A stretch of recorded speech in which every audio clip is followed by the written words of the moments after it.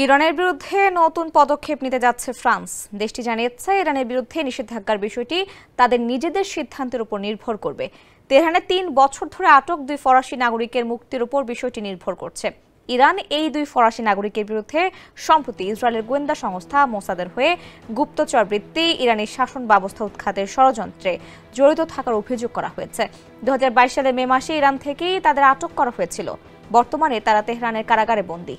বৃহস্পতিবার ইরান ইন্টারন্যাশনালের প্রতিবেদনে এ তথ্য জানানো হয়। এতে বলা হয়, ইরানে আটক ২ ফরাসি নাগরিক সেসিল কোলার ও জ্যাক প্যারিসকে মুক্তি না দিলে তেহরানের বিরুদ্ধে পুনরায় নিষেধাজ্ঞা আরোপের হুঁশিয়ারি দিয়েছে ফ্রান্স। বৃহস্পতিবার ফরাসি পররাষ্ট্রমন্ত্রী জানুয়েল ব্যারো এক বিবৃতিতে জানান, এই ২ নাগরিকের মুক্তি ফ্রান্সের সর্বোচ্চ অগ্রাধিকার। তাদের বিরুদ্ধে আনা অভিযোগ সম্পূর্ণ ভিত্তিহীন ও অযৌক্তিক।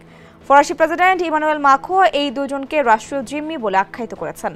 তিনি অভিযোগ করেন, ইরান কৌশলগতভাবে বিদেশিদের আটকে রেখে পশ্চিমা দেশগুলোর উপর চাপ সৃষ্টি করছে। তবে ইরান এই অভিযোগ অস্বীকার করেছে।